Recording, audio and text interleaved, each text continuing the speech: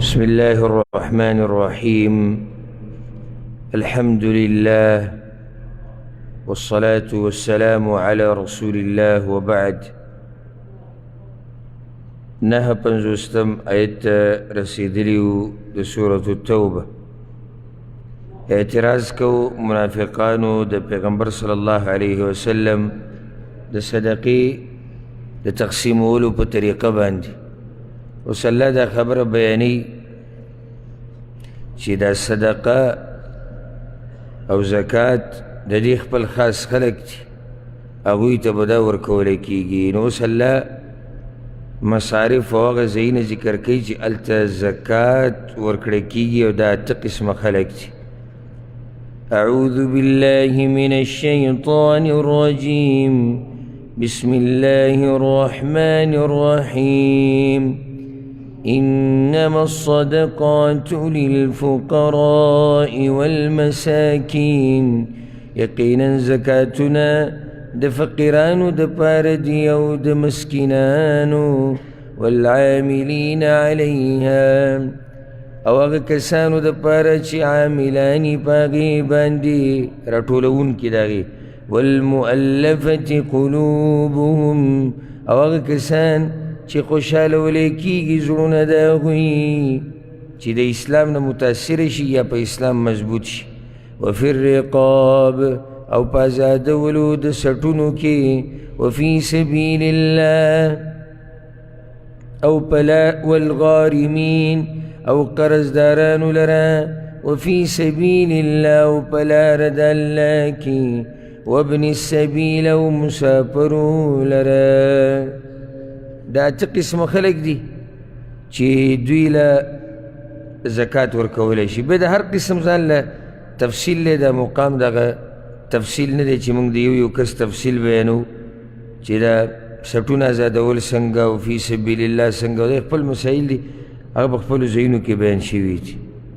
فریضة من الله، فرض کړی شوی دی د طرف د الله نه، دا کار د الله د طرف نه فرض دی. والله علیم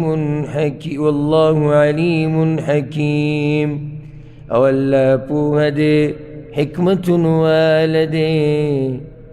ومنهم الذین یؤذون النبی، او بعض د دوی نه هغه کسان دي چې ضرر ورکوي نبي ته، ویقولون هو اذن، او وی دوی دی اوریدونکې هرې خبرې لرې دی. بعض به راتلو پیغمبر صلی الله علیه وسلم به یې تنګو، مخکې دغه هم تنګول ذکر شو چې وی دی په صدقو کې یا دی په تقسیم کې انصاف نه کوي، یو دغه تنګول. بل دا چې رابلو هغه سره به ناستو په مجلس کې خبرې اترې به یې کولې، بیا چې و بهر ته ووتو نو بیا به دا خبره وکړه، مړه وي دی اورېدونکی د هرې خبرې دی، دی پکې رښتیا او دروغ نه پېژني، دی په خبره وی نه پوهېږي چې څه دې ورته ووایي هغه دله مني. قل ورته ووایه اذن خیر لکم، دی اورېدونکی د غوره خبرې ستاسو دی. یعنی یو معنی دا چې قل اذن خیر، ای هو اذن خیر یعرف الصادق من الکاذب. دی ښه اورېدونکی دی او ښه ورته پته ده چې دروغجن څوک دی او رښتینی څوک دی، او غوره خبره هم پېژني غلط هم پېژني، خو دا چې ځان یې غلی کړی دی سړیتوب دی. هره خبره کې چې څوک په چا حمله هم نه کوي. نو ډېرو خبرو کې چې رسول صلی الله علیه وسلم غلی پاتې شي، نو د هغې دا مطلب نه چې هغه د منافقانو په دې خباثت پوه نه شو، بلکې دا د هغه څه دی، درون خوی دی او سړیتوب دی. یؤمن بالله، ایمان لري په الله، ویؤمن للمؤمنین او خبره منی د مؤمنانو، ورحمة للذین آمنوا منکم او رحمت ته د پاره دغه کسانو چې ایمان یې راوړی دی ستاسو نه. والذین یؤذون رسول الله او هغه کسان چې ضرر ورکوي رسول د الله ته لهم عذاب علیم هغوی لره عذاب دردناک دی هر قسمه ضرر چې ورکوي هغه ټول دپاره عذاب دی عذاب د دنیا او د آخرت یحلفون بالله لکم لیرضوکم قسمونه خوري دوی په الله تاسو ته د دې دپاره چې خوشحاله کي تاسو لره والله ورسوله احق ان يرضوه او الله و رسول داغه ډیر لایق دی د دې چې رضا کی دوی هغه لره پکار دی چې الله یې راضي کړی وي پیغمبر یې راضي کړی وي نو دوی انختې دي چې یاره دا مؤمنان زموږ نه راضي نو صحیح دی زه مؤمنان خو ستاسو په حقیقت نه پوهېږي راضي شو نه ولی الله نه دی خبر ستاسو د حقیقت نه نو کوشش ته پکار دی چې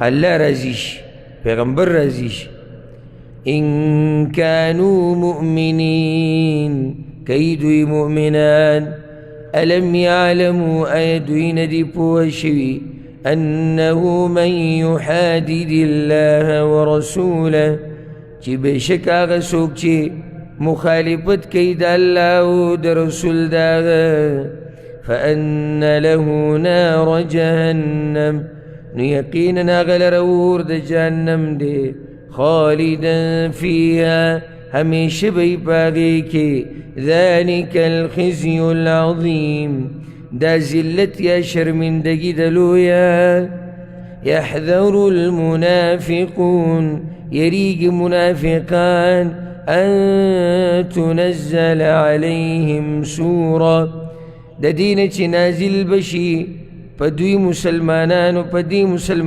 باندی یو سورت تنبئهم بما في قلوبهم چه خبر باور کی دوی تا پا هغس چه بزرونو دا دوی کی دی منافقانو یعنی دی خبر باندی با دوی سخ یریدو هر وقت او ذکر سورة المنافقون کی برایشی یحسبون کل صیحة علیه هر چغه دوی پزان بانی شماری یعنی چې معمولی خبره به وشو چېره آیتونه را روان دي په دوی به ورسره خولم را روانه شو چېره دا که څو الله صورت نازل کو او زمونږ د زړونو حال مؤمنانو ته وایي دومره خبر دي ښه چې الله شتي او هغه زمونږ په دې حالاتو هم خبر دی خو بیا هم د ایمان توفیق ورته نه دی میلاو شوی قل استهزئوا ورته ووایه ټوغې وکئ چې څومره کولی شي کوئ ان الله مخرج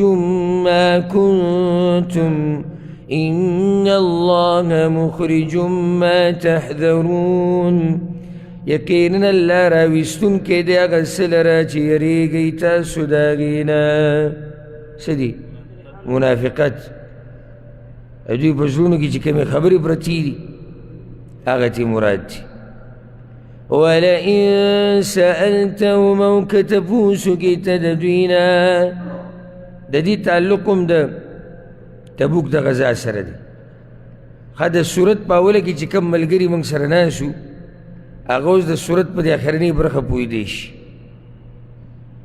خو چې اولنۍ برخه کې نه ناست هغه وروسته نشي پوهېدی او دا داسې ده که څوک چې د قرآن تفسیر په اولني درسونو کې ناست شي دته مخکې اسانه شي پوهېږي چې نه ناست به نه پوهېږي نو خبره ټول هم دقه منافقانو روانه و تبوک ته غزا او بعضو مشرکانو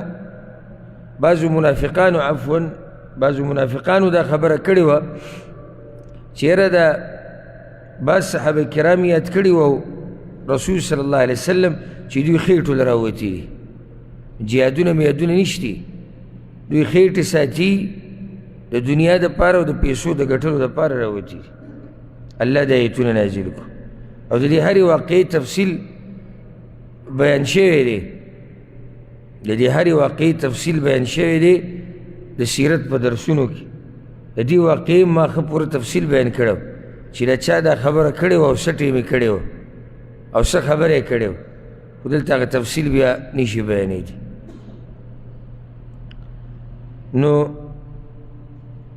دغه خبره پیغمبر صلی الله علیه وسلم ته راورسېد چې بعضو کسانو دا خبره کړې ده. الله د ایتونه نازل کړو چې پیغمبره که ته دوی نه تپوس وکړي چې ولې دا خبره کړې ده، نو دوی به وایي چې موږ ټوغې کولې، موږ لوبې کولې، موږ ټیم پاس کوو. نو ته به ورته وایې چې ټیم پاس کوئ نو په دین پورې خاندئ، هیڅ عذر مه بیانوئ، تاسو کافران شوي. ولئن سألتهم او که تپوس وکړې ته د دوی نه، لیقولن خامخا وی به انما كنا نخوض ونلعب، یقینا من مشغولتیا کول او لوبې مو کولې.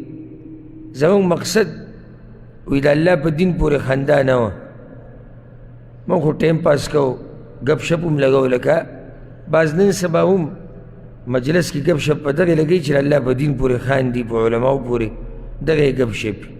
قل ورته ووایه أبالله وآياته ورسوله، آیا په الله پورې او د آیتونو داغه، ورسوله او د رسول داغه پورې، کنتم تستهزئون تاسو ټوغې کوئ، یعنی ټیم پاس کوئ. نو ایله بله په دې پاس کوئ چې الله په دین پورې خاندي، پیغمبر پورې خاندي، داغه په کتاب پورې خاندي.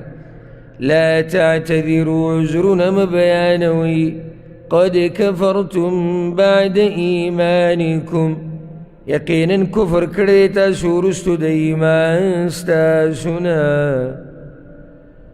نو بعض وایي چې دا منافقان نه وو، مسلمانانو په دې خبره کافران شوي.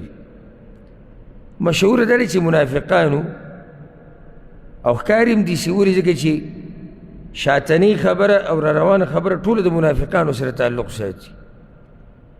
او دا کم ایمان چې دوی سره و، نو هغه د دې تفصیل سوره بقره کې تېر شوی دی چې د دوی سره کم ایمان و چې د هغې نه بعد دوی کافران شوي دي، او نه یې بیانوم درته چې محسوسه شي دا خبره دواړه قسمه ملګرو ته، څوک چې اوله کې شریک شوي دي او څوک نه دي شریک شوي. إن نعفو عن طائفة منكم كما فيكم من ديويد الاستاسنا نعذب طائفة عذاب بوركو بلدلتا بأنهم كانوا مجرمين، بدي وجه چې هغوی مجرمانو. یعنی داسې نشي کېدی چې ټول دې معاف شي، لازم به یوې ډلې ته پکې عذاب میلاویږي، او هغه ده چې اصلاح ونه کړي او په دې خپل منافقت باندې باقي پاتې شي. المنافقون والمنافقات بعضهم من بعض، منافقان سړي او منافقان ښځې باز د دوی د بازو نه دي. یأمرون بالمنکر، حکم کوي په ناروا سره، وینهون عن المعروف، او منع کوي د نیکۍ نه، ویقبضون ایدیهم، او بند ساتي لاسونه خپل. یهودو کې او منافقانو کې دا دوه قومونه په بخل باندې سخت مشهور، انتهایی بخیل خلک، یو منافقان بل یهود. نسوا الله فنسیهم، هیر کړی دی دوی الله نو هیر کړو الله دوی. دا ګوره غټه سزا ده چې الله دې هیر کړو کنه او ته هیر کړې، بس بیا ګرځه. إن المنافقين هم الفاسقون، یقینا منافقان هم دوی نافرمان دي. وعد الله المنافقين والمنافقات، وعد کړي د الله د منافقانو سړو او د منافقانو ښځو سره، والکفار او کافرانو سره، نار جهنم، د اور د جهنم، خالدین فیها، همیشه بی باغی کی، هی حسبهم، دا اور پورا دی غوی لرا، ولعنهم الله، او لعنت کړی دی الله پاغوی یا او لعنت کړی دی پاغوی باندې الله ولهم عذاب مقیم او غوی لر عذاب دی همیشه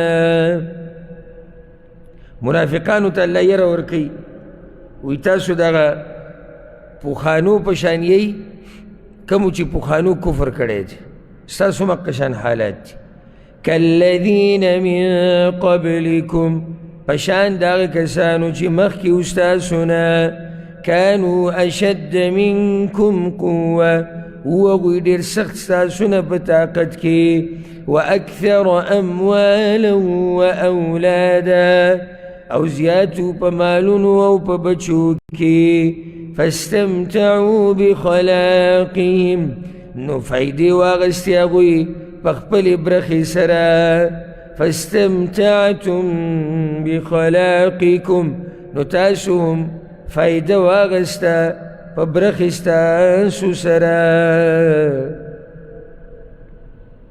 یعنې هغوی د دې دنیوي نعمتونو نه ښه فایدې اخیستې او تاسو هم فایدې واغستې كما استمتع الذين من قبلكم بخلاقهم پشان داغی چې فایده اخیستې و هغه کسانو چې مخکې استاسو نه په برخې خپلې سره ګوره دا دلیل دی په دې باندې چې دنیا نه ډېرې فایدې اخیسته داسې د دیندارۍ نښه نه ده ګوره دلته الله منافقانو ته وایي تاسو د دنیا نه ښه مزې واخیستې پوخانو هم مزې اخیستې دنیا نو دنیا نه مزې اخیسته فقط دا به دلیل د دیندارۍ نه او نه به د دې چې را سړی الله ته محبوب دی او بله د دنیا نه مزې اخیسته دلیل به د بېدینۍ هم نه وي چې څو پورې د حالات نه معلوم کړي ځکه چې داسې الله والا هم شتي چې هغوی له الله د دنیا مزې ورکړي دي نو ته به ډایرکټ فیصله نه کې چې سړی مالدار دی جو دیندار دی یا مالدار دی جو بېدینه دی وخذتم كالذي خاضوا او مصروفه شوي تاسو پشان داغ کسانو چې مصروفه شوي وو یا مشغوله شوي په پالتو خبرو کې د بېدینۍ په باس کې دقه شان ورننوتئ پکې لکه څنګه چې پکې پخواني ورننوتي وو أولئك حبطت أعمالهم في الدنيا والآخرة دا کسان برباد دی عملونه د دوی په دنیا او په آخرت کې وأولئك هم الخاسرون او دا کسان هم دوی تاوان والدي دا پخواني څوک الله د هغوی تفصیل بیانوي ألم يأتهم نبأ الذين من قبلهم أي ندی راغلی دوی ته خبر د هغه کسانو چې مخکې و د دوی نه قوم نوح وعاد وثمود قوم د نوح عليه السلام وعاديان وثموديان وقوم إبراهيم أو قوم د إبراهيم عليه السلام وأصحاب مدين او اوسیدونکي د مدین والمؤتفکات او هغه کلي چې الټه کړی شوي دي کوم کلی ده لوط علیه السلام کلی اتتهم رسلهم بالبینات راغلي و هغوی ته رسولان د هغوی په ښکاره دلیلونو سره فما كان الله ليظلمهم نو نه والله چې ظلمې کړی وی په هغوی باندې ولكن كانوا أنفسهم يظلمون مگر هغوی د خپلو ځانونو سره ظلم کوو نو اوس مؤمنان ذکر کوي منافقان هغه چې د پیغمبرانو ښکاره دلایل نه مني اتتهم رسلهم بالبینات مؤمنان هغه دي چې دوی ایمان راوړی بل دا چې مخکې د منافقانو باسو شو چې دا د یو بل ملګري دي نو اوس الله وایي چې مؤمنان هم د یو بل ملګري دي والمؤمنون والمؤمنات او مؤمنان سړي او مؤمنې ښځې بعضهم اولیاء بعض بعض د دوی دوستان د بعضو دي يأمرون بالمعروف وينهون عن المنكر حكم كيبني كيسرا أو من كيد بدينا ويقيمون الصلاة أو بابندي كيد منزا ويؤتون الزكاة أو وركي زكاة ويطيعون الله ورسوله أو تابداري كيد الله ودرسول داغا أولئك سيرحمهم الله دا كسان الزردة رحم بوكي بدوي باندي الله دا الله دا رحم حق دار دي او دا الله دا رحم او دا رحمت الله حق دار شو چی دا اعمال بکیو نو خبر باقی لراله چی دا امید سربا عملهم کے إن الله عزيز حكيم يقينا لا زور ورحكمة والده وعد الله المؤمنين والمؤمنات وعد كرد الله د مؤمن سرو او د مؤمن خزو سرا جنات تجري من تحتها الأنهار د جنتنو چی بیگی بلند داغین ولی خالدین فیها همیشه بی باقی کی ومساكن طيبة او د کورونو مزیدارو یعنی لوجو سره د مزیدارو کورونو مکړي فی جنات عدن فجنتونو د همیشوالی کی ورضوان من الله اکبر او رضامندی د الله ډیر لوی نعمت دی د بدري د تیر شو نه غټ نعمت مخکې دا خبره مونږ ذکر کړیو چې د جنت د ټولو نه اوچت نعمت څه دی هغه د الله رضا ده ذلك هو الفوز العظيم دا کامیابي لویه ده انو خبره بیا زړې موضوع ته واوړېده منافقانو بس روانو که نه نو مکه د منافقانو په اړه خبره کی يا أيها النبي اے نبی جاهد الكفار والمنافقين جهاد کو د کافرانو او منافقانو سره کافرانو سره جهاد په تور او په ټوپک کی منافقانو سره په بیان او په قلم کی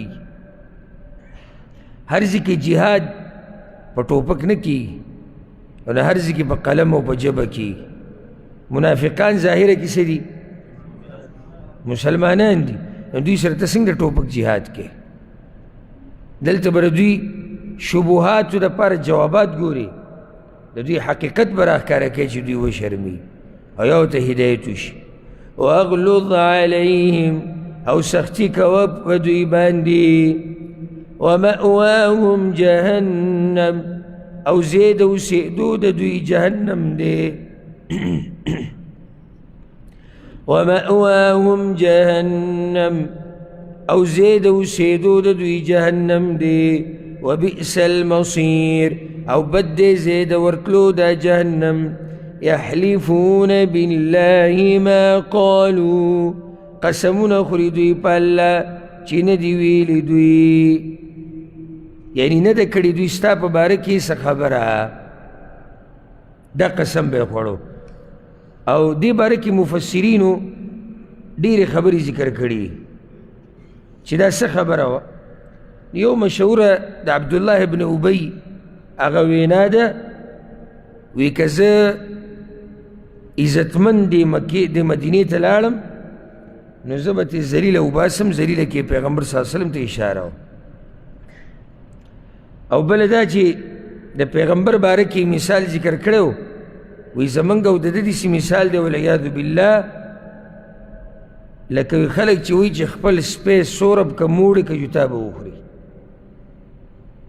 نو دا خبرې د پیغمبر صلی الله علیه وسلم په باره کې کړی و نورې هم دوی ډېرې خبرې کړي دي وخت په وخت یو خبره خو نه ده او ځکه دې ځکه واضحه خبر هم د دقه علماو ښکاري کوم چې وایي دې نه یو خبره نه ده مراد معنی دا دی چې دوی وخت په وخت د کفر خبرې کړي دي چې خبره به وکړه نو بیا به یې سجل کوو بیا به قسمونه خوړو چې موږ نه ده ویلې. ولقد قالوا كلمة الكفر او یقینا ویلي د دوی خبره د کفر. وکفروا بعد اسلامهم او کفر کړی دی وروستو د اسلام خپلنا. وهموا بما لم ينالوا او اراده کړی ده د هغه څه چې ترلاسه نه کو. دوی د دې یو کار اراده کړی و چې هغه دوی ته ونه رسید. مشهوره دی کې دا ده چې دا د تبوک د غزا په دې موقع باندې 12 کسانو مخونه پټ کړي او کوشش یې کو چې پیغمبر صلی الله علیه وسلم یو کندې سره راټینګ کړي، هلته به یې یوازې کړي نو مړه به یې کړي. او حدیث کې دا راځي،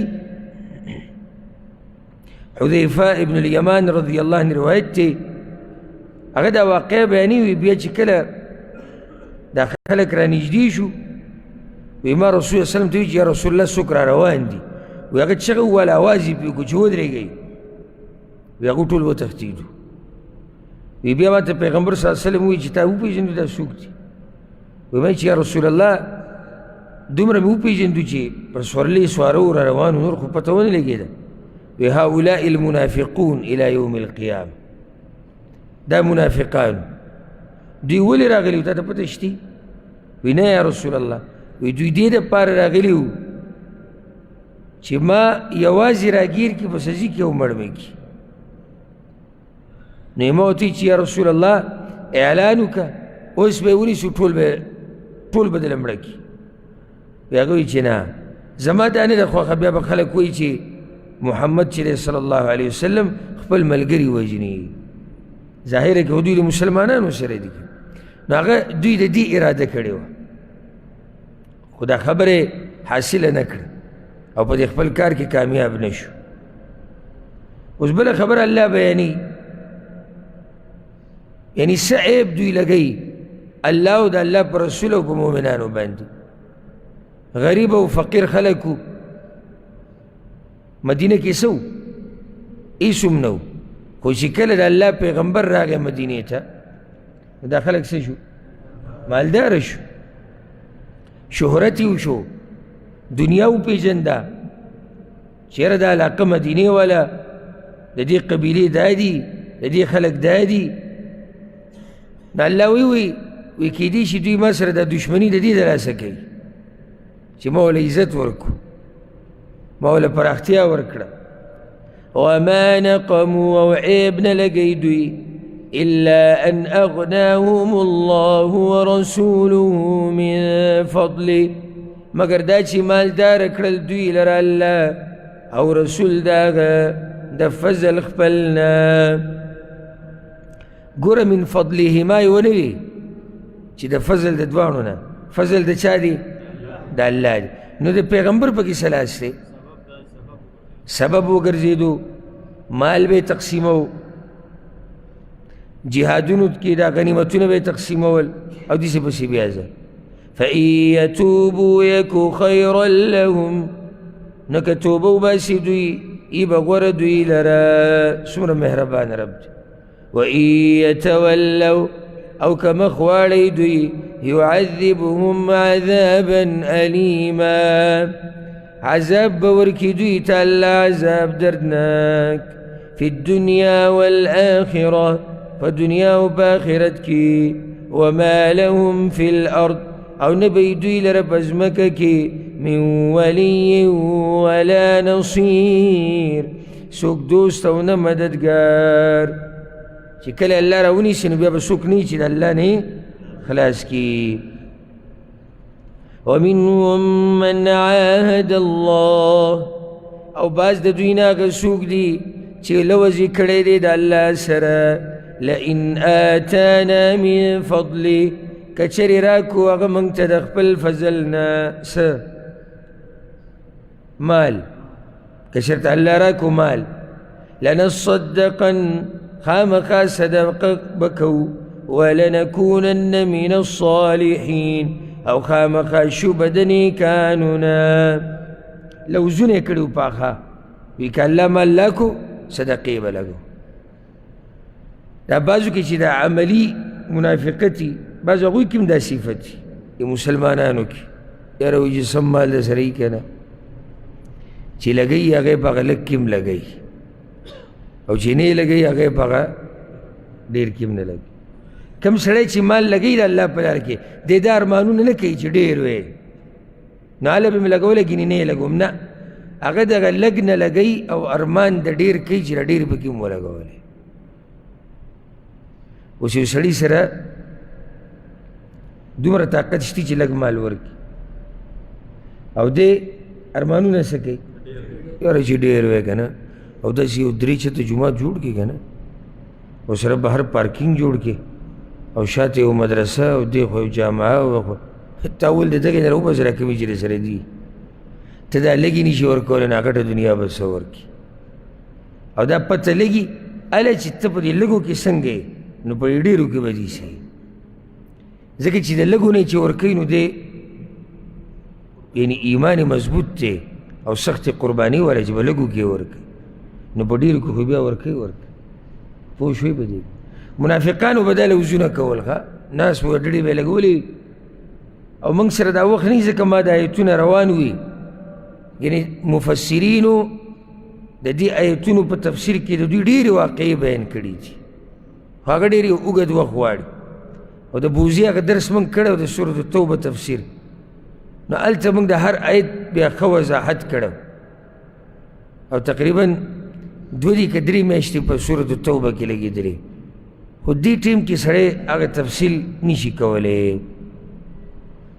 فلما آتاهم من فضله نو هر کله چې ورکو دوی ته د خپل فضل نه رب العالمین خو حکیم ذات ته پوهه امتحان یې پرې راوستو مال غواړي الله وله څه وکړو مال یې ورکړي چې پته یې ولګي بخیلو به نو بخل یې وکړو په هغې وتولوا او واوړېدل د لوزنه وهم معرضون او دوی مخ اړوونکي دي بیا نه صدقې وي او نه خیراتونو مال ورته میلاو شو.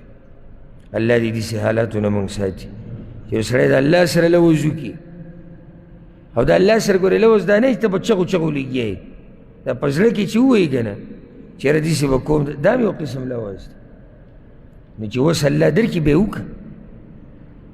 فأعقبهم نفاقا في قلوبهم بس رستو راوستو الله په دوی پسې منافقت په زړونو د دوی کې الى یوم یلقونه تر هغه ورځې پورې چې میلاویږي به دوی د الله سره څه مطلب شو قیامت پورې به دوی منافقان بما اخلفوا الله ما وعدوه په سبب د دې چې خلاف کړی دی دوی د الله نه د هغې چې وعده کړی و دوی د هغه سره وبما كانوا يكذبون او په دې وجه چې دوی به دروغ وي یو خو د وعدې خلاف ورځي او هغه وعده هم دروغ نو دې د لاسه منافقت د دوی په زړونو کې پاتې شو. الم يعلموا ایا نه دي پوه دوی ان الله يعلم سرهم ونجواهم چې یقینا الله پوهېږي په پټو خبرو د دوی او په جرګو د دوی یعنی دوی چې دا خبره کوي په جبه چې که الله مالله کو داسې به وکړو په زړه کې نور څه دي نو الله ویي ولې زه ته نه یم خبر څه الله ته خبر دی. وأن الله علام الغیوب او یقینا الله پوهېدونکی دی په غیبو الذین یلمزون دا هغه کسان دي چې عیب لګوي المطوعین فهغه کسانو چې په خپله خوښه ورکوي من المؤمنین د مؤمنانو نه فی الصدقات په صدقو ورکولو کې المطوعین معنا په خپله خوښه یې لګوي او ډېر یې لګوي صدقې ورکوي په خپله خوښه ډېر یې لګوي او بله معنا پکې دا په خوشحالۍ سره یې لګوي او دا د مؤمن شان دی چې دی به کله صدقه ورکوي نو په خوشحالي به ورکوي، پرون تندي به ورکوي. دا آیت نازل شوی په هغه وخت کې چې کله پیغمبر صلی الله علیه وسلم ترغیب ورکو د تبوک د غزا دپاره چې غزا له ځو، خو مال پکار دی او سم مال پکار دی. عثمان رضی الله عنه د ځوان زوی و، جنت یې پکې بیه کړی و، اسونه، اوښان، سره زر، سپین زر، بې شمار یې راوړي. عبدالرحمن بن عوف، بعض نورو مالدارانو صحابه کرامو. صحیح بخاري کې حدیث دی د ابو مسعود رضی الله عنه، وی موږ به په دې ملاګانو باندې دا سامان راوړو، په شا ملګرو سامان راغستی راوړو به اسخ الله والا خلکو. دومره الله والو چې ابوبکر صدیق د ټول کور سامان راغستی را روان. پیغمبر صلی الله علیه وسلم ورته یې څه دې پرېښودو شاته؟ وی یا رسول الله، الله او د الله د رسول نوم مې پرېښودی، نور هېڅ هم نشته.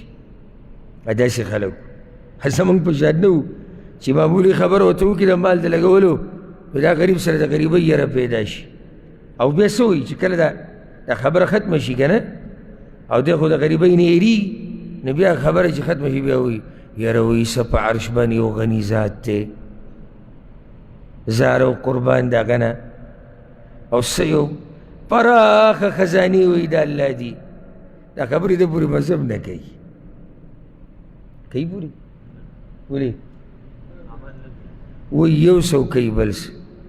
نو ته خو یېرېدې اوس چې غریب به شم، مړ به شم، او بیا وایي په عرش باندې یو رب دی د هغه پراخه خزانې دي. نو دا خبره دې سره نه برابرېږي. خبره ما دا کوله چې هغه داسې مؤمنانو چې رسول الله وسلم وی تبوک لرې دی او وی ګرمي ده او څه نشته. او په دې ابو مسعود وی دې ملګرو به په دې دا سامانونه په شا کړي ور روان، ثابت کورونه یې راغستي وو. یا رسول الله وی قربان، کورونو سره به بیا ګورو، بچو ورسه سره به بیا ګورو، خو چې اوس د الله په دې حکم عمل وشي. نو چې چا به ډېر مال راوړو، فجاء رجل فتصدق بشيء كثير، چې ډېر مال به راوړو، منافقانو کردار ته وګوره، دوی په هر زمانه کې دا خبیثان دقه شان دي. صحابه کرام منډې وایي، ځي راځي، مسجد نبوي کې یو شور جوړ دی، او ملګرو سامان په شا کړی، او دوی ګوډ ته ناستې ډډې لګولي دي، خپه په خپه باندې اچولې ده، تبصرې کوي، او په مؤمنانو سخته ده. او دا سامانونه او دا بوجۍ او دا پیسې او دوی ډډې لګولي دي. نو چې چا به سامان ډېر راوړو نو ګورو دې ریاکار دی، سامان خلک داسې راوړي، ریاکار به ورته وایي. نو هغه نور څه وکړي؟ پیغمبر صلی الله علیه وسلم ویلي سامان دلته راوړو. او چې چا به لږ مال راوړو، وی ان الله لغنی عن صدقة هذا، نو الله په دې څه کوي چې اوس دا لږ مال راغستی دی. او په هغو کې یو ابو عقیل رضی الله عنه، اسره بلکل څه نه و، فقیر ملنګ سړی و. پیغمبر صلی الله علیه وسلم اعلان وکړو چې د الله بندګانو سره راوړئ، حالات سخت دي. دا ما چې لږ ساعت مخکې ووایي که نه، مؤمن نه هېرېږي په دې خبرو نه، ځکه چې هغه ایمان او یقین دی په الله. دلته خو هغه سړی هېرېږي چې هغه سره ښه ډېر شی شتي، ښه ځمکه، کور، هر څه ده، د دې سره هېڅ هم نه و. نو سوچ کې پرېوتو چې اوس څه وکړم؟ دا خو پیغمبر وایي چې څه وکړي. نو لاړ مزدوري وکړه، او په هغې باندې یو ساع کجورې وګټلې.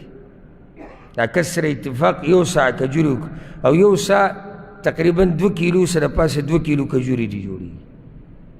هغه یې راغستې، ډېري له راورسېدو، کوم چې د کجورو ډېری و، نو پټ یې راغستې چې دا به ور واچوو. رسول صلی الله علیه وسلم ورته ووایي، ابو عقیل وایي تاسې راوړي دي. یا رسول الله وایي بس دا بیا ور واچولې، د سترګو نه اوښکې روانې. یا رسول الله وایي دا مې مزدوري وکړه، را مې وړي. داسې صدقې به هغوی ورکولې، دا د هغوی ایمانونو. نو منافقان وخندل په هغه پورې، وی الله ته اوس د ساع کجورو څه ضرورت دی؟ نو چې صدقه ورکوې بیا خو سمه صدقه ورکړه.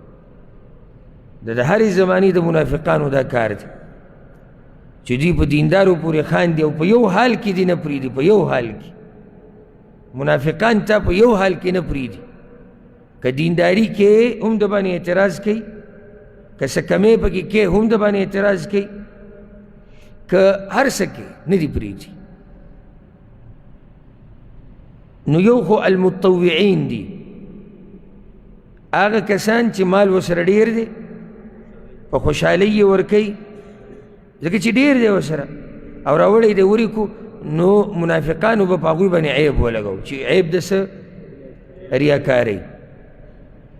والذین لا یجدون الا جهدهم، او هغه کسان چې نه مومي هغوی مګر محنت مزدوري خپله. دا د ابو عقیل په شان صحابه کرام دي، لږ ډېر څه به ورسره و چې هغوی به رالو فیسخرون منهم، نو ټوغې کوي دوی په هغوی پورې. سخر الله منهم، ټوغې به وکړي الله په دوی پورې. ولهم عذاب علیم، او د دوی دپاره دردناک عذاب دی یا عذاب دردناک دی. استغفر لهم، بخنه وغواړه دوی لره، او لا تستغفر لهم، یا یې مه غواړه. خبره یو شان ده، که ته بخنه دوی له غواړې او که نه غواړې. ان تستغفر لهم، که بخنه وغواړې ته دوی لره 70 مره او یا پیرې، فلن یغفر الله لهم، نو هیڅ چرې بخنه نه کوي الله دوی ته. ولي؟ ذلك بأنهم كفروا بالله ورسوله، دا په دې وجه چې دوی کفر کړی دی په الله او په رسول داغه. والله لا يهدي القوم الفاسقين، او الله هدایت نه کوي قوم نافرمانو ته. دا وجه چې الله منافقان نه بخي، کفر یې کړی، کافران دي. دی خو داسې نه چې مسلمانان دي، دوی کې خو نفاق اعتقادي پروت دی، په خوله مسلمانان او د زړه نه الله مني نه، نو دوی خو نه بخلی کېږي. ها دې ځکه اوس اختیار دی چا ته؟ پیغمبر ته د څه بخنه غواړي او که نه غواړي. جدا خبره چې الله یې نه بخي، الله یې په یو حال کې نه بخي، او یا پیري د ولو وغوښته نو نه یې بخي. مقصد د اویا عدد نه دی، دا د عربو عدد دی چې یعنې یو شی ډېری د هغې لپاره اویا پیري که ته دا کار وکړي بیا یې د لم نه مانه. دا مطلب نه چې د اویا خاص کول مقصد دی. لکه موږ وایو که نه کله کله یاره که زر پیري رانه معافي وغواړو خو نه دې معاف کوو، معنی دا که څومره هم رانه وغواړي نو زه دې نه معاف کوم. دلته مطلب دا دی که ته پیغمبره ته دوی له څومره هم بخښنې وغواړي نو یاده کړه چې زه یې نه بخښمه. فرح المخلفون بمقعدهم، خوشحاله دي پاتې کړی شوي د جهاد نه په کېناستو خپلو خلاف رسول الله، وروستو د پیغمبر صلی الله علیه وسلم نه.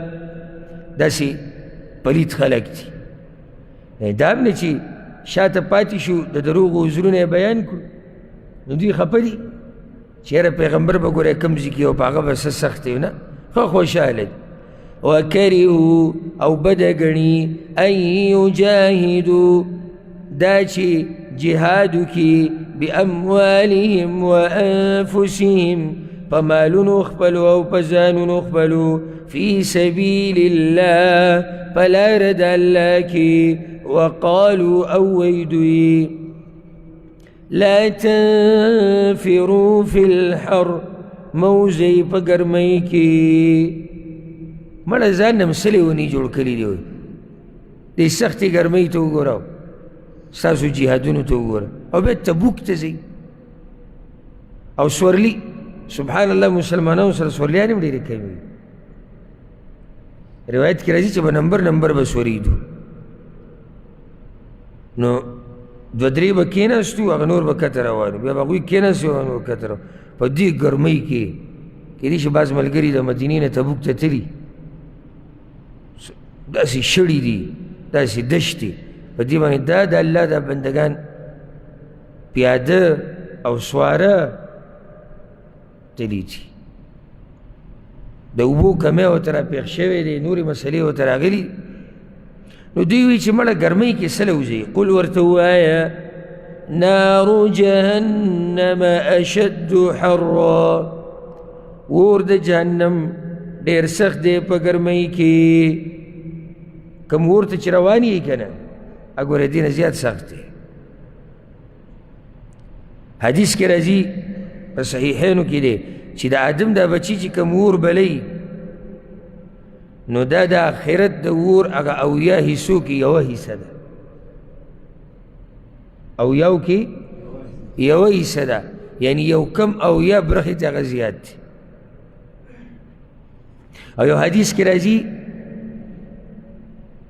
چې امام ترمذي راوړی چې 1000 کاله الله دا اور بل کړی نو سور شو بیا 1000 کاله بلو نو سپین شو نو 1000 کاله بلو نو تک تور شو فهي سوداء كالليل المظلم نو هغه داسې تور اور دی لکه د شپې د تیاره دوی سره خو د دې غم نه و که قل نار جهنم اشد حر د هغه اور نه ځان بچ کوي او د هغه ګرمۍ نه د بچ کېدو دپاره به دلته ګرمي تیرې دا موږ چې په دې روژه کې ځان تږی کړی او وږی کړی هم د دې دپاره چې د هغه لویې ورځې د هغه تندې نه الله موږ وساتي د دې دپاره دنیا کې دا معمولي تنده تېرو معمولي او دا دلته چې موږ د الله دا کتاب وایو ناست یو ورته او په دې کې تکلیفونه برداشت کوو نو دا همدغې دپاره چې دلته دا څه نه څه سخته تېره کړو چې نه هغه سخته رانه لرې شي د دې دپاره لګیا نو دلته دا ګرمي برداشت کول به ګرانه و تبوک ته راتګ که نه د آخرت ګرمي د آخرت ګرمي بیا د جهنم اور د هغې په مقابله کې تبوک ته چې سفر کې دغه ګرمي به څومره وه خو چې دلته یې برداشت نه کړه هلته هم هغې ته ورپرېوتو لو كانوا يفقهون کچرې دوی پوهېدې که پوهېدې نو داسې کار به یې نه و کړی فليضحكوا قليلا نو ودې خاندي دوی لږه موده وليبكوا كثيرا او ودې جاړي ډېره موده دوی به خوشحاله شو چېرې موږ خو پاتې شوي وو هغه نور په څه کې لګیا دي په ګرمۍ کې لګیا دي الله وی ودې خاندي لږ ودې جاړي ډېر عبدالله ابن عباس وی الدنیا قلیل فلیضحکوا فیها ما شاءوا دنیا لږه ده چې څومره خاندي ودې خاندي بیا به الله لځي نو آخرت خو بیا آخرت ته همیشه ژوند دی هلته به جاړي نو جړه ډېره شوه د څه نه د خندا نه دا معنی د فلیضحکوا قلیلا وليبکوا کثیرا جزاء بما كانوا یکسبون بدله ورکړی کېږي په سبب د هغه عملونو چې دوی یې کوي فإن رجعك الله إلى طائفة منهم بس کرا واپس کی تعالی را اللہ یوی ڈلی تد دوینا فاستأذنوک للخروج نو اجازت غواړي دوی تانه د پاره د وتلو د جهاد ته دا سزا ده یعنی که الله ته واپس کړي مدینې ته او بیا دوی راتلو تانه څه غوښتو اجازت د جهاد فقل نو ورته ووایه لن تخرجوا معي أبدا هچری نشي وتلی تاسو ما سره هیڅکله ولن تقاتلوا معي عدوا او هچری جنگ به نه کوئ زما په ملګرتیا کې د دشمن سره او دا ټول غټ عذاب دی یعنی یو سړی بند کړی شو په جهادونو عذاب نه دی لوی عذاب دی ولی إنكم رضيتم بالقعود أول مرة يقينا تاسو راضي شوي په کېناستلو اول پیر یعنی مخکې چې ته جهاد امر وشو نو تاسو خوشحاله به څه وئ په کېناستو باندې فاقعدوا مع الخالفين نو کېنئ سره د پاتې کېدونکو نه چې خوشحاله وئ نو اوس څه وکئ اوس کېنئ بس همیشه دپاره کېنئ مخکې ګوره الله اجازت ورکړی و که بخښنه غواړي او که نه غواړي اوس دې آیت کې الله بلکل منع وکړه مختصر شان نزول چې رسول صلی الله علیه وسلم پسې د عبدالله ابن ابی ابن سلول زوی راغی چې زما په پلار باندې د جنازې مونځ وکړه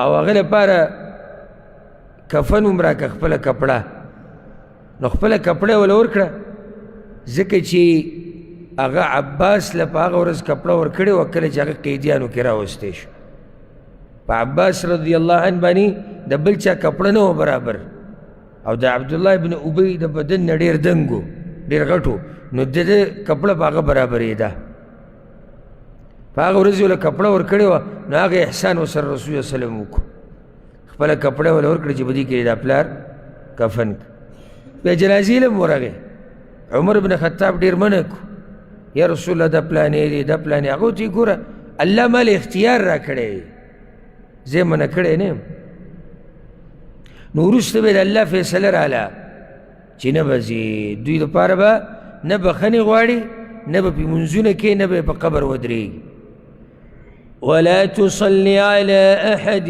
منهم مات أبدا او جنازه مکوه په هیڅ یو تن د دوی نه چې مړ شي هېڅکله ولا تقم على قبري او مه ودرېږه په قبر د هغه انهم كفروا بالله ورسوله یقینا دوی کفر کړی دی په الله او په رسول د هغه وماتوا وهم فاسقون او مړه شوي دي په داسې حال کې چې دوی نافرمانه وو ولا تعجبك أموالهم وأولادهم او په تعجب کې دي نه چې تا لره مالونه د دوی او نه بچي د دوی مخکې داسې آیت تیر شو ماسپښین هلته وضاحت شوی و انما يريد الله یقینا غواړي الله ان يعذبهم بها في الدنيا چې عذاب ورکړي دوی ته په هغې سره په دنیا کې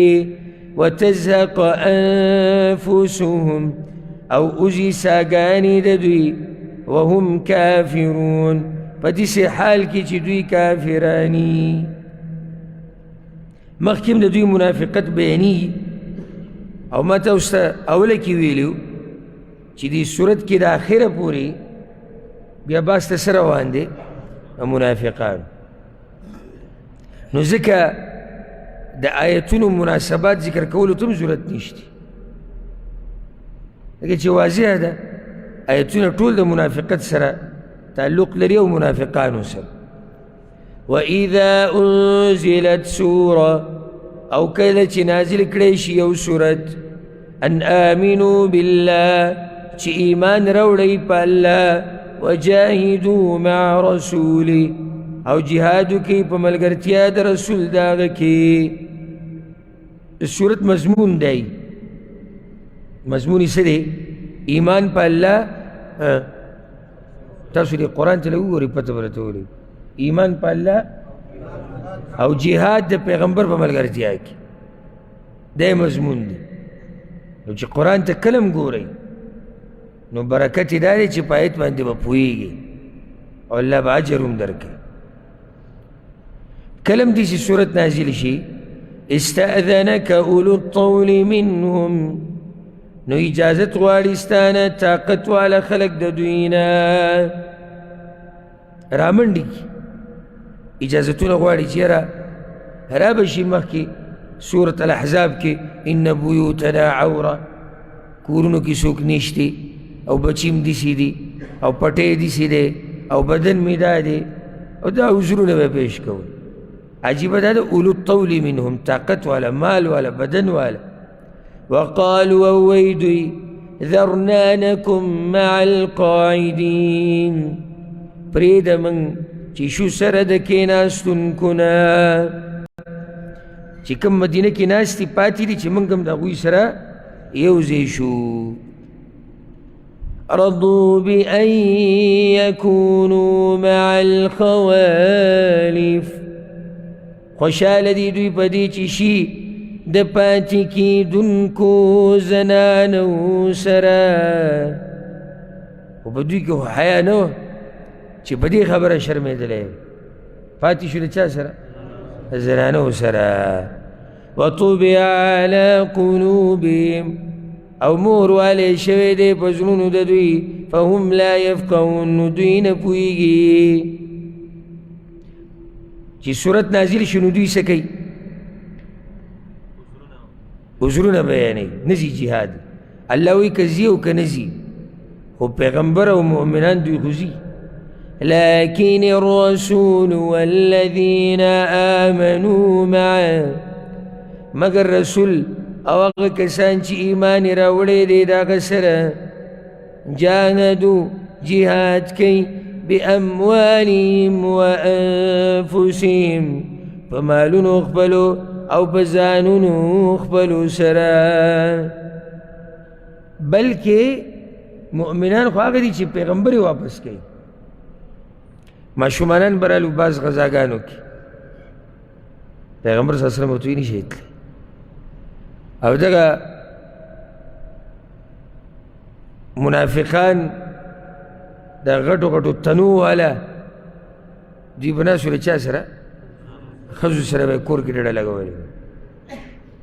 عبدالله ابن ام مکتوم راغلی یوه ورځ، رسول صلی الله علیه وسلم ورته وایي تړونې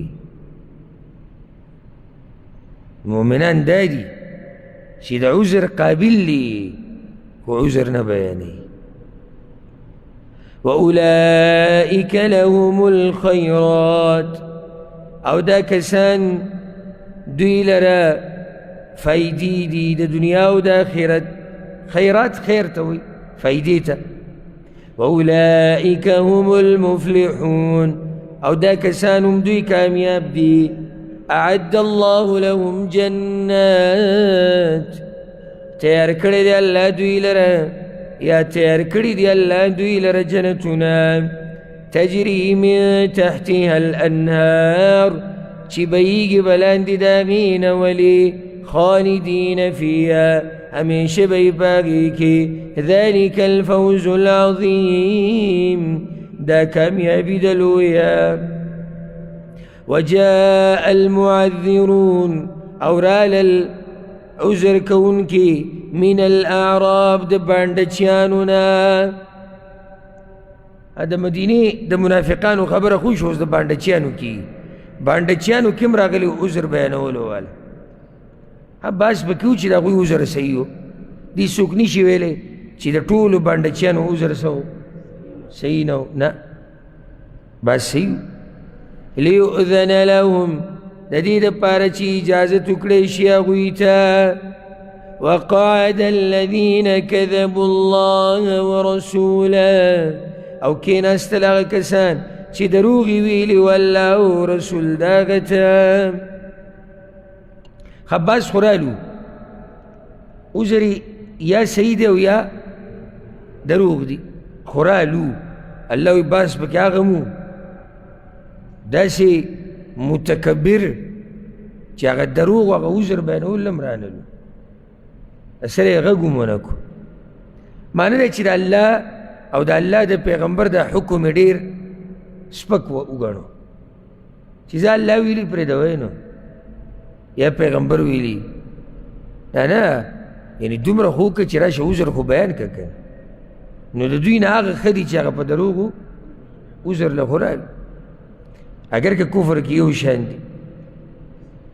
سيصيب الذين كفروا منهم، زرد چې وبرسیږي هغه کسانو ته چې کفر کړی د دوی نه، عذاب الیم، عذاب دردناک. نو سوال زړه ته راغی چې دا عذر به د چا نه قبلېږي. نه الله وایي نه، شتي دي چې خلک چې د هغوی عذر قابله قبول دی. لیس علی الضعفاء، نشتی په کمزورو خلکو. دا اوس عذرونه بیانېږي چې هغوی مشقت نشي برداشت کولی، زور پکې نه وي، لکه بوډاګان، ماشومانان او ښځې.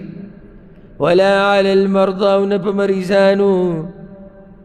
ولا على الذين لا يجدون ما ينفقون، او نه په هغه کسانو چې نه مومي هغه څه چې خرچ کړي، په دوی څه ګناه نشته. حرج، څه ګناه د لارې څه خرچه ورسره نشته، هېڅ نشته، نو په دوی هم څه نشته. اذا نصحوا لله ورسوله، کله چې خیرخواهي کوي د الله او د رسول د هغه، که د الله او د الله د رسول خیرخواهي کوي نو بیا پسې حرج نشتی. څه معنی لري؟ د کیدای شي یو جواب ایمان کې اخلاص نو بیا صحیح ده. بل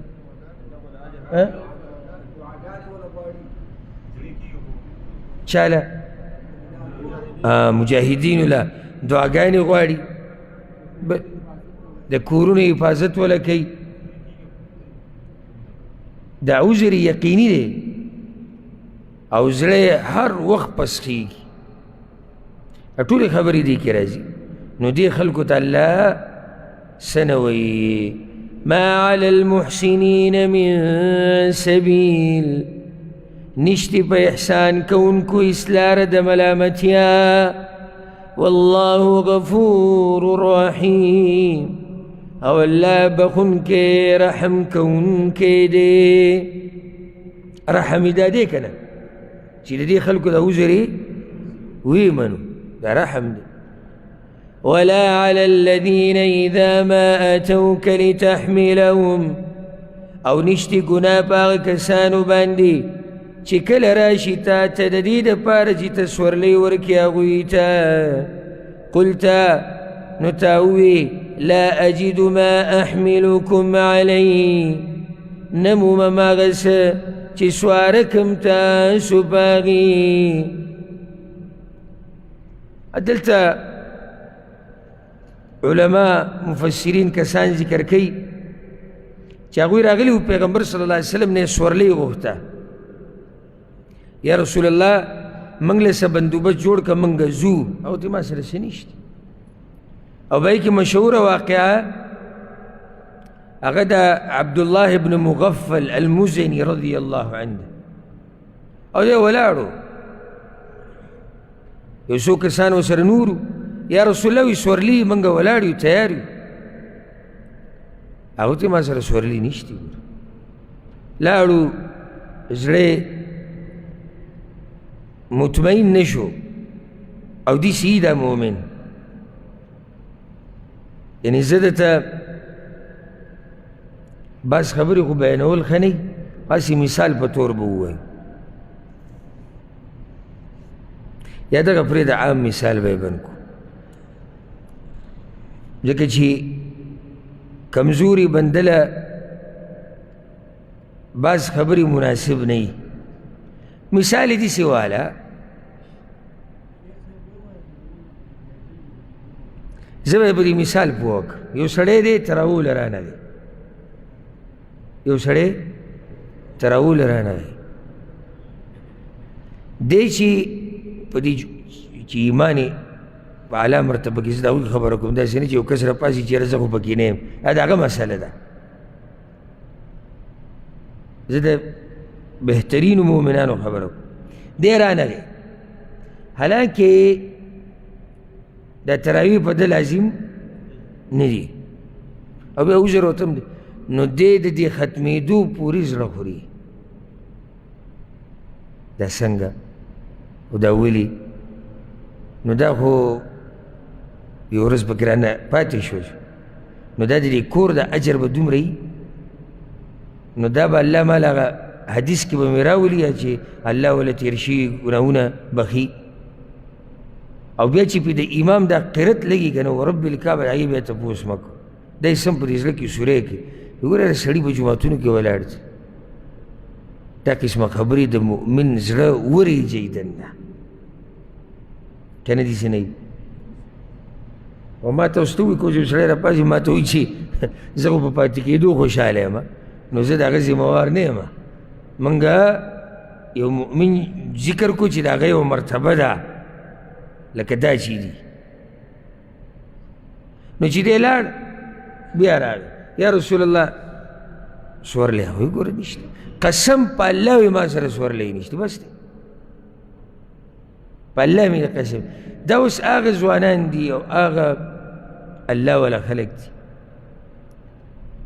چې د دوی یعنی لسان الحال سوی، یو خو د ژبې دا خبرې دي که نه، حال د دوی سوی، یعنی دوی چې د پیغمبر پسې راځي په مخه چې یا رسول الله دغه زموږ بدن دی ستا مخې ته ولاړ دی، دا ټول قربان دی، خو ته صرف سورلی راکه بس.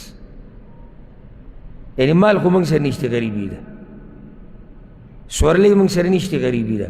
دغه بدن دی، دغه ځواني ده، دغه ښایست دی، دا هم ستا مخې ته ودرولی دی، اوس صرف ته موږ له یو لار پیدا کړه، دا ټول هر څه قربان دي.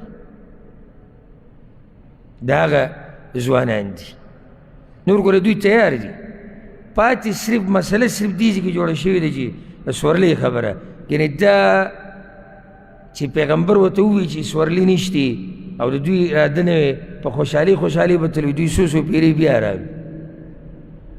الله د دوی حال بیانوي، پیغمبر ورته وایي ما سره څه نشته، دوی بیا راځي بیا راځي. اخره کې چې قسم یې ورته وخوړو، الله وایي تولوا روان شو دوی، وأعينهم تفيض من الدمع، او سترګې د دوی بیدې د اوښکو نه، حزنا د وجه د غم نه، ألا يجدوا ما ينفقون، په دې خبره چې نه مومي هغه شی چې خرچ کي، څه ونه موندو. نو واپس شو په داسې حال کې چې د سترګو نه اوښکې روانې دي. نو دا خلک به الله راونیسي، دوی له خو به اجرونه ورکړي، رانیسي. هغه دا دي انما السبیل، یقینا لاره د ملامتیا، على الذین یستأذنونک وهم اغنیا، په هغه کسانو ده چې اجازت غواړي ستا نه او هغوی مالداره یي، رضوا بأن يكونوا مع الخوالف، خوشحاله دي په دې چې شي سره د پاتې کېدونکو ښځونه، وطبع الله على قلوبهم، او مهر والی دی الله په زړونو د هغوی، فهم لا يعلمون، هغوی نه پوهېږي.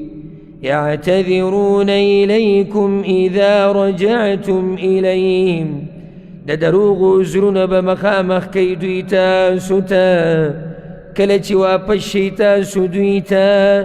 د کوم ځای نه؟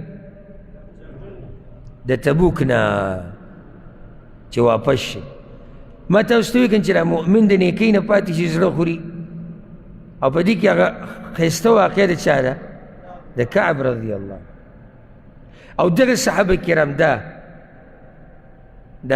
کوم چې د سورلۍ د لاسه واپس شوي، زه سوچ کوم چې په دوی باندې به دا ورځې څنګه تېرې شوي، او چې دوی د مدینه کې ګرځېدو، دا مدینه خالي خالي پرته، او ځوانان تللي دي جنت ګټلو، او د پیغمبر صلی الله علیه وسلم چوکیدارۍ له او د هغه خیال ساتلو له په دوی به څومره سخته تېرېده چې سړی مؤمن وي. چېرې دا زه کوم ځای کې یم او دا خلک کوم ځای کې دي. او بیا چې دا سوچ له مخې له راشي چېرې پیغمبر ته خو به چا څه نه ویلي که نه،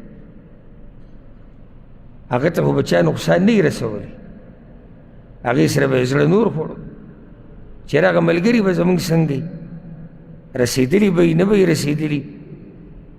هغه وخت کې خبرونه به هم دومره زر نه راتلو.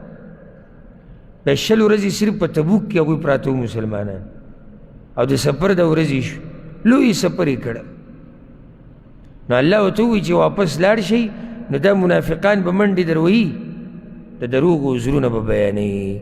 قل ورته ووایه لا تعتذروا عذرونه مه بیانوئ، لن نؤمن لکم هیڅ چر یقین نه لرو موږ په تاسو، قد نبأنا الله من اخبارکم یقینا خبر را کړی دی موږ ته الله د بعض خبرونو ستاسو نه. من دا تبعید دپاره دی، یعنی الله ټول خبرونه نه دي بیان کړي، بعض یې بیان کړي. وسيرى الله عملكم ورسوله او زر ده چې وبویني الله عملونه ستاسو او رسول داغه، یعنی ګرځئ وس په مستقبل کې به پته ولګي الله به ستاسو عمل ویني او پیغمبر به مو ستاسو ویني چې اوس تاسو څه کوئ. ثم تردون إلى عالم الغيب والشهادة بیا به واپس کړی شئ تاسو هغه ذات ته چې عالم دی په هر پټ او ښکاره، فینبئکم بما کنتم تعملون نو خبر به کي تاسو په هغه عملونو چې تاسو به کول. سیحلفون بالله زر ده چې قسمونه به خوري په الله لکم تاسو ته اذا انقلبتم الیهم کله چې واپس شئ تاسو دوی ته، لتعرضوا عنهم د دې دپاره چې مخ واړوئ د دوی نه. څه مطلب دی مخ واړوئ د دوی نه؟ چې معافي کوي. فاعرضوا عنهم نو مخ واړوئ د دوی نه. الله وایي په رښتیا دې مخ واړوئ، معنی توجه له مه ورکوئ، پرېږدوئ. انهم رجس یقینا دوی پلیت دي. مخکې تیر شو که نه چې انما المشرکون نجس، منافقان مبارکې انهم رجس. ومأواهم جهنم او زید اوسېدو د دوی جهنم دی، جزاء بما كانوا يكسبون بدله ورکړی کېږي په سبب د هغه عملونو چې دوی کول.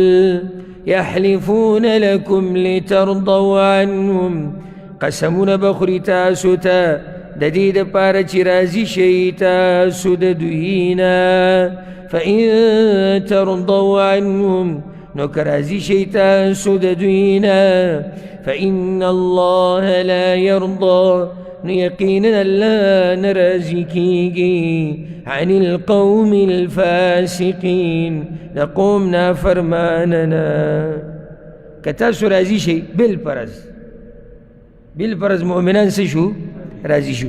بل دا چې مؤمنان خو په زړونو نه دي پوه، نو کله سړی په باطن نه پوه نو په ظاهره کې څه شي؟ راضي شي چې زه صحیح ده. خو الله وایي دوی دې په دې نه خوشحالېږي چې مؤمنان څه شو؟ راضي شو. ولې؟ ځکه چې هغه عرش والا ترې نه راضي کېږي. خبره مخکې د بانډچیانو شوې وه چې بانډچیانو کې بعض هغه منافقانو دومره سخت وو چې د سره رانلو. نو اوس د هغوی خبره کوي. الاعراب اشد کفرا ونفاقا بانډچیان سخت دي په کفر کې او په منافقت کې. د دوی هغه کفر او منافقت ډېر زیات سخت. ولې؟ ځکه چې دوی د خلکو نه لري، د علم نه لري، تعلیم نه لري، د ښار نه لري. وأجدر ألا يعلموا حدود ما أنزل الله على رسوله او لایق دی د دې خبرې چې پوهه نشي په حدودو د هغه احکاماتو چې نازل کړي دي الله په رسول خپل. نه پوهېږي دوی په هغه احکاماتو کوم چې الله را لېږلي. والله علیم حکیم او الله پوهه دی حکمتونو واله دی. یو روایت کې داسې راځي من سکن البادیة جفا، څوک چې بانډو کې اوسېږي نو سخت شي، سخت اخلاق سخت شي، نرمي پکې نه وي. ومن اتبع الصید غفل، او څوک چې د ښکارونو پسې ډېر ګرځي غفلت پکې راشي، عباداتو نه څه شي؟ غافله شي. ومن اتى السلطان افتتن، او څوک چې د باچا سره ډېر کینی نو په فتنو کې پرېوځي. نو بانډچیان سخت طبیعت د دې د لاسه چې دوی خلکو نه لري، علم نه تعلیم نه لري او دا د هر قوم باندې چیان دي سي دي دا نه چې صرف دا د مدینې هغه باندې چیان دي زمونږ هغه وینه هغوی هم دغه حال دی د ټولو دغه حال دی بلکې چې راکوشي دی بازار ته او دې علاقې ته نو د لرې نه ورته خلک به ګوته اشاره کوي دا دې کې سوی د برې نه راغلی دی یا دې د بانډې نه راغلی دی ولې ځکه چې هغه ناسته پاسته طور طریقه هغې کې فرق یو سړی د تعلیم په منځ کې رالوی شي د علماو په منځ کې رالوی شي راشه درشه په منځ کې رالوی شي دنیا خلق زی راځي نو د یو نه یو سواله بل نه بل سواله دکې او په هغو کې بیا فرق نو دغه شان کفر هم بیا سخي والله علیم حکیم والله پوهه دی حکمتون واله دی ومن الاعراب او بعض د بانډچیانو نه من يتخذ ما ينفق مغرما هغه څوک دي چې ګڼي هغه مال چې خرج کوي تاوان په څه کې خرج کوي په دین کې تاوان یې ګڼي ښه چې دا خو داړې ختمې شو او دا یاده کوي د الله په دین لګولو سره مال نه ختمېږي او حدیث ښایسته حدیث دی عایشه رضی الله عنها وایي موږ یو پیر یو څاروی حلال کړی و ګډورې او هغه هم په غریبانانو کې تقسیم کوي پیغمبر راته وایي تقسیم یې کوي نو چې بیا راغی وروسته نو ما ته وایي چې څه چل دې وکړو وایي ما چې یا رسول الله ټول ګډ ختم شوی دی صرف یو پتون پاتې دی یو معمولی پتون پاتې هغه ته عایشې ټول شتي پتون نشتی دې تعبیر ته وګوره ټول شتي پتون نشتی چې الله له دې ورکړو دا خو پاتې شو دا تاوان خو نه دی تاوان خو دغه دی چې تا نه الله اخلي نه او طاقت ته نه درکوي د لګولو تاوان دا دی ويتربص بكم الدوائر او انتظار کوي په تاسو باندې د مصیبتونو عليهم دائرة السوء په دوی باندې د بد مصیبتي په دوی دې راشي مصیبت والله سمیع علیم او الله اوریدونکی پوهه دی خو ټول یو شان خو نه دي ومن الاعراب او بعض د بانډچیانو نه من يؤمن بالله واليوم الآخر هغه څوک دي چې ایمان لري په الله او په ورځ وروستنۍ مؤمنان پکې هم شته او څنګه چې په کفر کې سخي دغه شان بیا په ایمان کې هم سخي ويتخذ ما ينفق او ګڼي هغه څه چې خرج کوي په لاره د الله کې قربات عند الله سبب د ډیرو نزدېکتونو په نزد الله مال چې لګوي نو په څه نیت یې لګوي چې الله ته به نږدې شمه تاوان یې نه ګڼي وصلوات الرسول او سبب د دعاګانو د رسول پیغمبر صلی الله علیه وسلم چې بچا زکات راوړو یا صدقه چې غریبانو له ورکي نو هغه به ورته بیا دعاګانې کولې نو دی مؤمنانو به هم دا خوښوله چې موږ مال ویوړه چې څه وشي چې پیغمبر صلی الله علیه وسلم راته دعا وکړي الا انها قربة لهم خبر شي یقینا دا مالونه سبب د نږدې والي دی د دوی دا مالونه سبب دی د نږدې والي د دوی چاته الله ته سيدخلهم الله في رحمته زرد چې داخل بکی دوی لره الله په خاص رحمت خپل کې ان الله غفور رحیم یقینا الله بخون کې رحم کون کې دی په دې به اکتفا سبب ان شاء الله د سلام آیتنا شروع کوو الله دې موږ پوه کړي په قرآن باندې هذا والله اعلم وصلى الله وسلم على نبينا محمد